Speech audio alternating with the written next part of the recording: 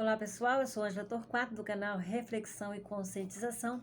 Hoje eu estou gravando o meu vídeo número 2, né? O número 1 foi uma introdução daquilo que eu vou estar trazendo aqui para vocês. E hoje o nosso tema é sobre a Bíblia Sagrada. E a minha pergunta é: de que forma você conhece esse livro? Pela capa ou pelo conteúdo? Sejam bem-vindos ao meu canal, que Jesus abençoe seu lar e sua família. Eu te convido você a estar aí se inscrevendo, né, no meu canal, deixa aí seu like, ativa o sininho para receber novas notificações. Me ajuda a compartilhar também, gente. E não esqueça de deixar o seu comentário, a sua cidade, da onde você está assistindo esse vídeo. Então vamos fazer uma oração antes da gente iniciar esse estudo?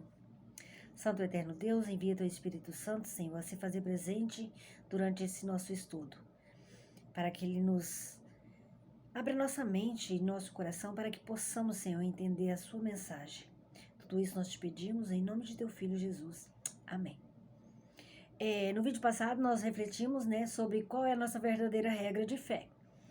E foi falado que nós temos que ter uma base, né? Nossa regra de fé tem que ser baseada na palavra de Deus, somente naquilo que está escrito nela. E hoje, né, como eu disse, nós vamos conhecer um pouquinho mais desse livro, que é uma preciosidade, né? Que nós ainda temos o privilégio e a oportunidade de termos eles ainda em mãos, né? Porque nós sabemos que ela será recolhida e tirada de nós, né? E diante dos acontecimentos que estão, né? Que a gente está vendo, eu acredito que isso não vai demorar muito tempo. Eu não sei se esse número já foi atualizado, mas há um tempo atrás eu estava lendo uma matéria onde foi feito um levantamento em 2021, encomendada pela Rádio Transmundial, que é a Missão Portos Abertos, que é a RTM Brasil, né? E ela mostrava que já havia mais de 22 países que já estavam impondo restrições à leitura bíblica. E quando eles descobrem que essas pessoas têm uma Bíblia, isso resulta em perseguição, prisão ou até mesmo em morte em caso que eles considerem assim extremos, né? Agora, diante dessa realidade, né, o que nós deveríamos fazer? Vamos ver Apocalipse 1:3. Ele nos aconselha sobre essa pergunta que acabamos de fazer. Eu já deixei separado aqui para facilitar, para não perder muito tempo. Aí você pega a sua Bíblia e venha conferir comigo. Apocalipse 1:3 diz assim, ó: Bem-aventurados aqueles que leem e aqueles que ouvem as palavras da profecia e guardam as coisas nelas escritas, pois o tempo está próximo. Viu só? Então, o que nós deveríamos fazer é buscar o máximo, né, de entendimento. E graças ao nosso bom Deus, né, Ele nos deu um grande presente, que é a nossa memória, né? Uma vez guardada aqui, ninguém mais pode retirar. Então, pode nos tomar, como vão tomar as nossas escrituras, né? Vai ser retirada das nossas mãos. Então, nós temos que buscar o máximo de conhecimento possível. Esse é um dos motivos que eu decidi gravar esses vídeos, trazendo um pouco mais do conhecimento e levando a vocês, né, um conhecimento mais claro, como Deus se revela na nossa vida, e de uma maneira tão doce, tão suave. Isso é muito lindo, gente. E a Bíblia Sagrada, ela é um livro diferenciado, né, dos outros. Ela é uma pequena biblioteca composta de mais de 60 livros, escrita por mais de 40 escritores, né? Interessante que é das mais variadas culturas, origens, ocupações diferentes, né? Por exemplo, Pedro e André, irmãos, eles eram pescadores. Mateus, ele já era cobrador de imposto e assim por diante. Eles tinham várias ocupações. Só que nós temos que entender que eles eram somente escritores, porque o autor principal, né, da Bíblia Sagrada é Deus, né? E ela foi escrita num período aproximadamente de 1550 a 1600 anos. E pelas pesquisas, ela é o livro mais vendido no mundo. E ela já foi traduzida para mais de 2.400 línguas diferentes. E o personagem central desse livro é Jesus Cristo. Então, a Escritura Sagrada, ela é como um guia, né? E o objetivo final é encontrar e reconhecer Jesus como o nosso Salvador e crer nele, pois ele é o centro da fé. Ele é o único caminho para a vida eterna. Gente, pessoas já deram a vida literalmente em defesa, né, das verdades nelas escritas, pois eles reconheceram, né, o seu valor. E quando nós abraçamos essa verdade, as nossas vidas são transformadas. Quantas pessoas, né, já pararam de fumar, de beber, de se prostituir, de roubar, entendeu? E passaram a crer em Deus e viver o evangelho em obediência, buscando a vida eterna a partir do momento que eles buscaram conhecer Jesus, que eles aceitaram essas verdades aqui escritas. Agora, Jesus, ele sendo o personagem central da Bíblia, como será que ele considerava a Bíblia? Vamos ouvir por ele mesmo qual é a resposta? Vamos achar João 17:17? Que interessante que é.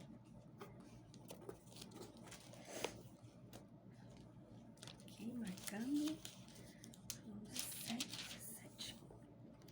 João 17:17. Vamos ver que é a resposta de Jesus. Santifica-os na verdade, pois a tua palavra é a verdade.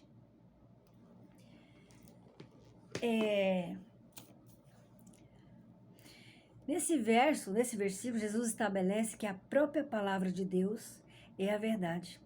E é a verdade essencial pela qual a santificação ocorre. E a santificação mencionada aqui, ela tem o propósito de nos tornar propriedade de Deus, vivendo de acordo com a verdade que Ele revelou.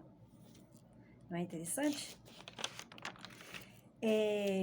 Agora, quem dirigiu os profetas a escreverem a Bíblia Sagrada?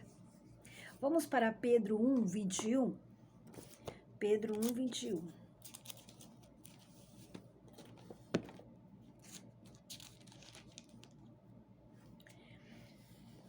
Porque jamais, nunca, qualquer profecia foi dada pela vontade humana. Entretanto, homens santos falaram da parte de Deus, movidos pelo Espírito Santo. Então, o verso aqui, ele enfatiza, né, gente, que as escrituras não são frutos da criatividade humana, mas sim de uma inspiração divina. E agora, outra pergunta. Quanto do texto bíblico é inspirado por Deus? Vamos ver o que o apóstolo Paulo, ele nos afirma em 2 Timóteo 3:16. O apóstolo Paulo foi um homem também inspirado por Deus para escrever nas Escrituras Sagradas. 2 Timóteo 1:16. Diz assim, ó: toda a Escritura é inspirada por Deus e útil para ensinar a verdade, para repreender, para redarguir, para corrigir e para ensinar de viver de maneira justa. Isso significa que a Bíblia, ela, por ser inspirada divinamente, né? Ela serve como um guia completo para a nossa vida, capacitando, né, aqueles que confiam, aqueles fiéis, capacitando eles para toda uma boa obra. O redarguir aqui que fala, gente, significa ele contradizer. O redarguir significa contradizer. Ou seja, aquilo que nós estamos praticando de errado, a palavra de Deus aqui, ao estudarmos, você vai ver que ela está, se a gente estiver errado, ela vai nos corrigir. Isso é muito interessante. Agora, que partes da Bíblia não foi escrito por autores, por escritores humanos? Eu tenho certeza que muita gente não sabe essa resposta. porque eu vim saber disso há pouco tempo, mas que parte da Bíblia não foi escrito por escritores humanos? Vamos ver o que o próprio Deus nos responde? Lá em Êxodo 31, versos 18. Vamos lá.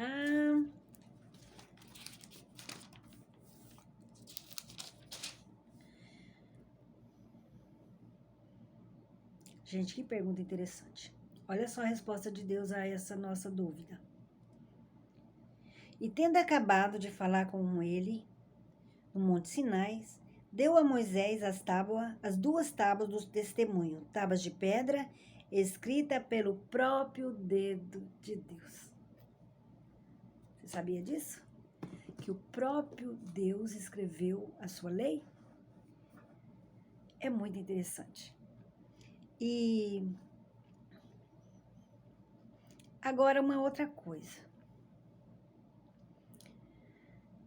Vamos ver Apocalipse. Não, deixa eu fazer a pergunta primeiro, né, gente? Está autorizado alguém a alterar a Bíblia?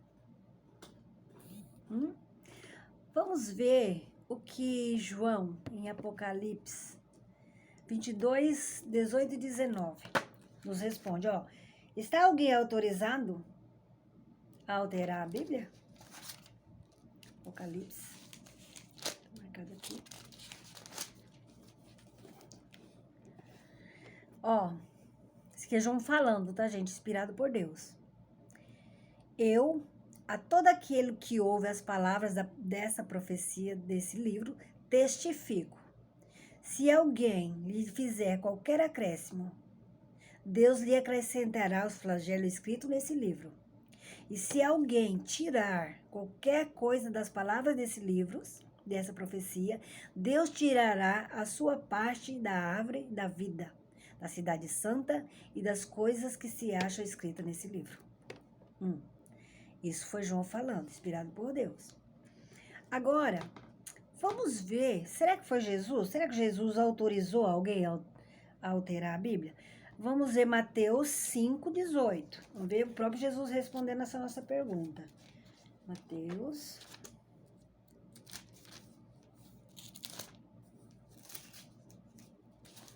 5,18. O que Jesus está respondendo?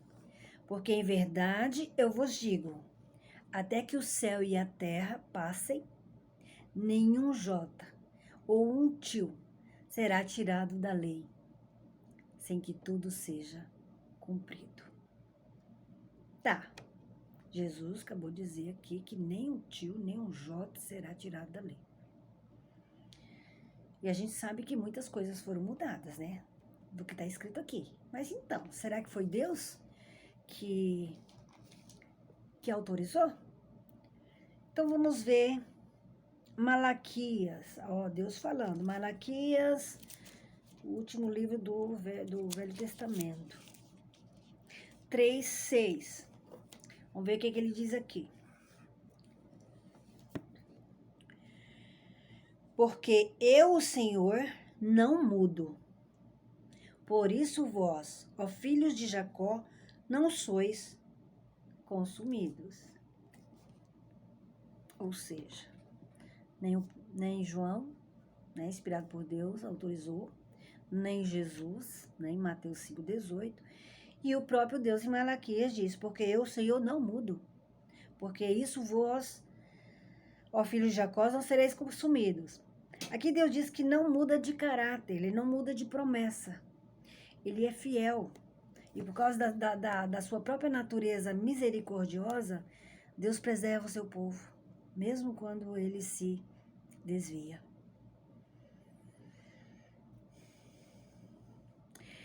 Agora vamos aqui para uma outra pergunta. Que benefícios nós temos em estudar a Bíblia Sagrada? O que nós ganhamos com isso? Que benefícios nós temos? Vamos ver o que Jesus falando aqui, ó, em João 16:13, gente.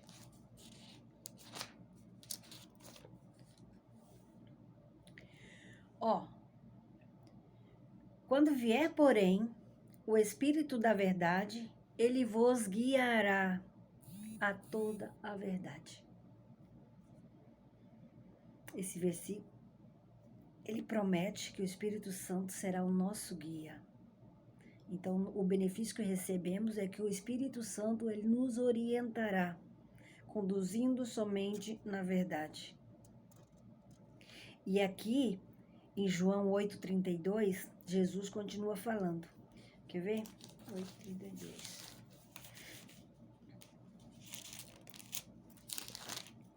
Ó, e conhecereis a verdade, e a verdade vos libertará. Então, a palavra de Deus disse, né, que ao estudarmos conheceremos a verdade. E a verdade nos libertará do quê? Dos nossos erros, né? Dos erros que cometemos. E é muito gratificante, né, gente? Olha o que nós aprendemos hoje. E eu tenho aqui uma última pergunta aqui para nós encerrarmos o nosso vídeo. Ó, será que existe uma forma correta de estudarmos a Bíblia? Interessante pergunta, né? Vamos ver o que a palavra de Deus nos responde. Isaías 28:10. Isaías 28:10.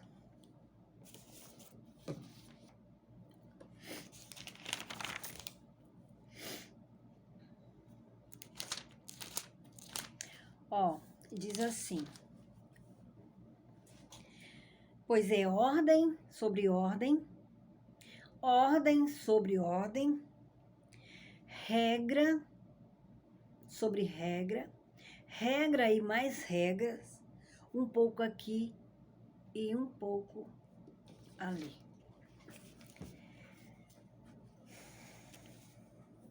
Gente, esse verso, ele descreve uma mensagem divina, né? Sendo dita de uma forma repetitiva, fragmentada, como se estivesse ensinando o beabá para uma criança. E esse verso é inserido num contexto maior de julgamento e repreensão. Ele está apontando para a incapacidade de um povo que por muito orgulho, por desobediência, não querem ou às vezes nem ouvirem as verdades de Deus. Então eles não levam a sério os ensinamentos dos profetas. E neste verso nós podemos tirar uma grande lição fundamental sobre a maneira correta de estudarmos a palavra de Deus. Nós precisamos ler, né, a palavra de Deus de uma forma sistemática, comparando textos sobre o mesmo assunto, prestando muita atenção aos ensinos de Deus.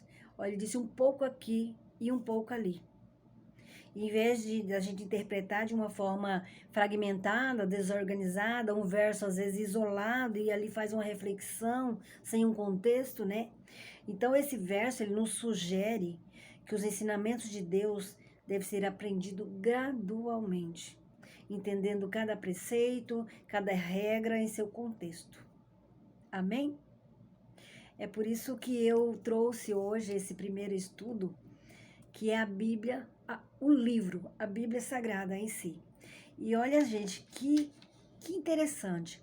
Nós fizemos um tour, digamos assim, na palavra de Deus, porque nós passamos por vários versos e tipo assim, buscando respostas sobre o mesmo assunto. Vocês prestaram atenção?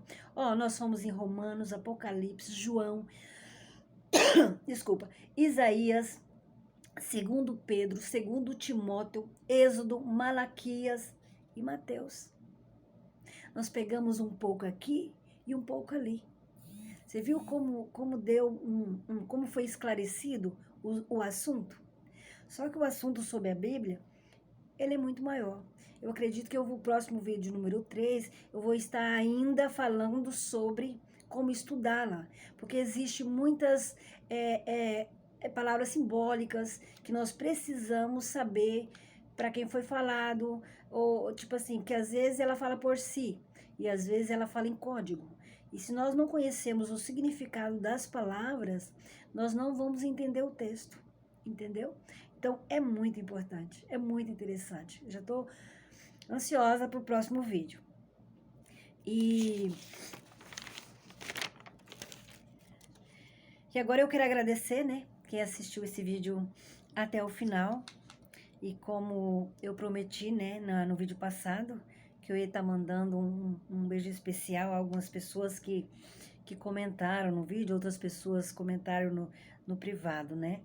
Então, aqui vai o meu carinho especial. A Sandra Soares, né, Santos, lá de Alagoas. Nívia Corsini, que mora em Ariquemes. Antônio Soares, da Bahia. José Carlos da Silva, aqui de Campo Novo, da minha cidade. Lucicleide Rocha, lá de Ji-Paraná. Eliane Gomes, aqui da nossa linha Altamira, também Campo Novo. Nilza Costa, também de Campo Novo. Obrigada aí, gente, pelo carinho. Rosília Silva, lá da 05, né? Pertencente lá a Montenegro. Lívia Rocha, também moradora de Ji-Paraná. Jonathan Nascimento, Feitosa, um beijinho bem especial, meu amor. Ele tem 9 anos, gente, ele é um amor. Catiele de Almeida, também aqui de Campo Novo. Ademar Evangelista, ele é da 05, também de Montenegro. Então, sintam todos abraçados. Vocês e os demais, né, que se inscreveram e que assistiram. Então, como prometido, essa semana eu vou estar orando durante, né, toda essa semana a essas pessoas que eu mencionei o nome aqui. Então, deixa seu comentário, deixa a cidade onde você está morando. Fala para mim que o próximo da lista pode ser você. Eu vou estar orando aqui para vocês. Então, muito obrigada. Até o próximo vídeo.